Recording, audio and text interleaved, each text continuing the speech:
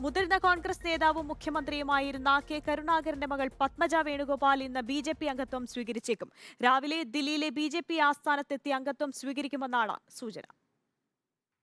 BJP ദേശീയ അധ്യക്ഷൻ JP. Nadda അടക്കമുള്ള നേതാക്കളുമായി ഇന്നലെ ദില്ലിയിൽ നടത്തിയ ചർച്ചയ്ക്ക് ശേഷമാണ് ഇന്ന് പാർട്ടി അംഗത്വമെടുക്കാൻ പത്മജ വേണുഗോപാൽ തീരുമാനിച്ചതെന്നാണ് സൂചന. പത്മജ ബി.ജെ.പിയിലേക്ക് പോകുന്നുവെന്ന അഭ്യൂഹം ഇന്നലെ രാവിലെ മുതൽ പ്രചരിച്ചിരുന്നു. എന്നാൽ ഉച്ചകഴിഞ്ഞ് ഇത് നിഷേധിച്ചവർ ഫേസ്ബുക്ക് പോസ്റ്റിട്ടു. വൈകിട്ടോടെ ആ പോസ്റ്റ് പിൻവലിക്കുകയായിരുന്നു. അതിനിടയിലാണ് ഇന്ന് ബി.ജെ.പി അംഗത്വം സ്വീകരിക്കുമെന്ന വാർത്ത പുറത്തുവന്നത്. കോൺഗ്രസ് നേതൃത്വവുമായി പത്മജ കുറച്ചുകാലമായി നല്ല ബന്ധത്തിലല്ല. നേതൃത്വം തന്നെ തടയുന്നു എന്ന ആക്ഷേപം അവർ ഉന്നയിക്കുന്നുണ്ട്.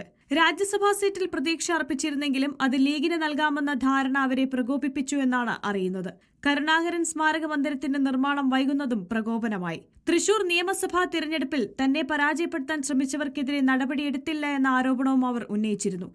പത്മജയുടെ ഈ അതൃപ്തികളെല്ലാം മുതലെടുത്തുകൊണ്ടാണ് ബി.ജെ.പി ഇപ്പോൾ ഈ നീക്കം നടത്തിയിരിക്കുന്നത്. സഹോദരൻ കെ മുരളീധരൻ ഉൾപ്പെടെയുള്ളവർ മത്സരരംഗത്ത് നിൽക്കുമ്പോൾ പത്മജയുടെ ഈ നീക്കം കോൺഗ്രസിന് തിരിച്ചടിയായേക്കും.